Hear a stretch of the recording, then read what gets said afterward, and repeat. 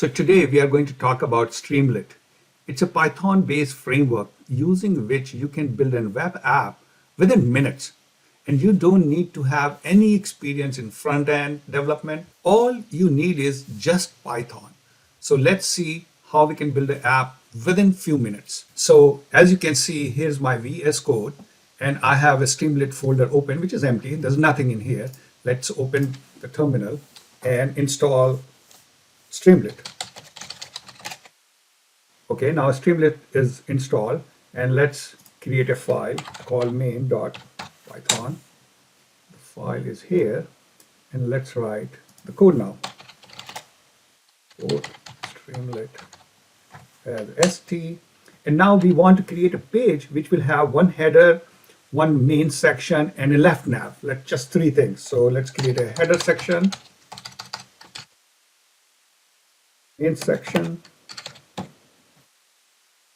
and left nav Python. This is it. Now we created three sections. Now let's put some value in here. So in the header section, let's put, as you can see, I'm just putting a title and a markdown there. And let's run it. Now the application is running here. Let's click, and you can see it has a header and one string. Now let's create the left nav.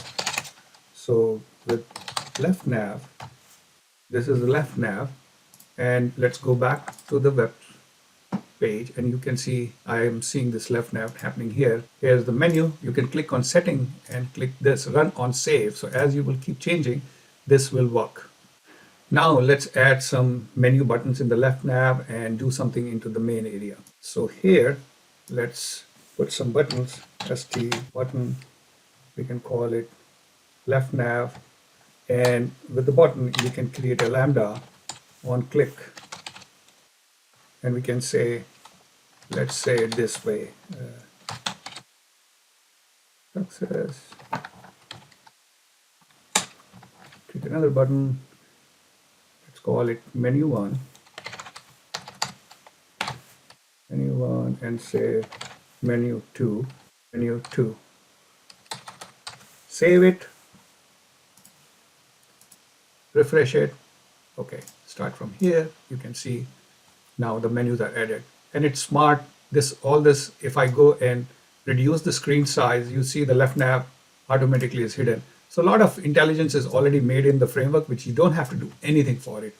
Like color scheme is there. You can change the theme. You can change the wide mode. So here, if I go ahead and change this theme, it's all inbuilt. So now let's go and add something. In the main section, let's create a two-column main section. And I want to create two columns. So let's call it left column, right column, two columns. Now with left column,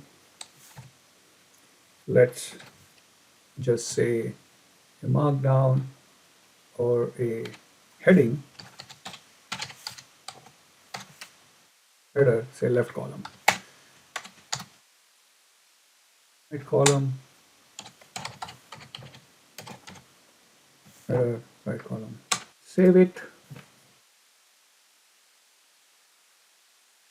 Main section, there's an error here. Should be with main section.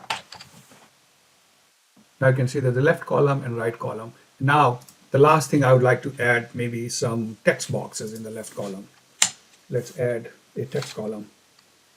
Text value equal to xt text input. Enter your text here. In the text value, just write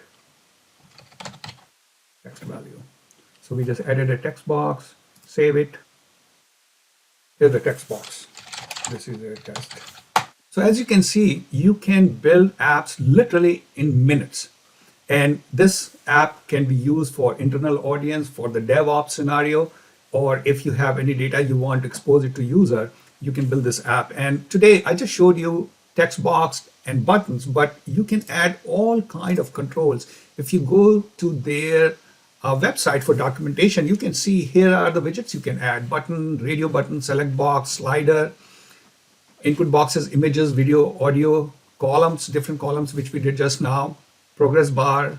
So this is it. We built the app, we made it running in few minutes, and in the next episode, we will show you how you can deploy it for production so other people can access it.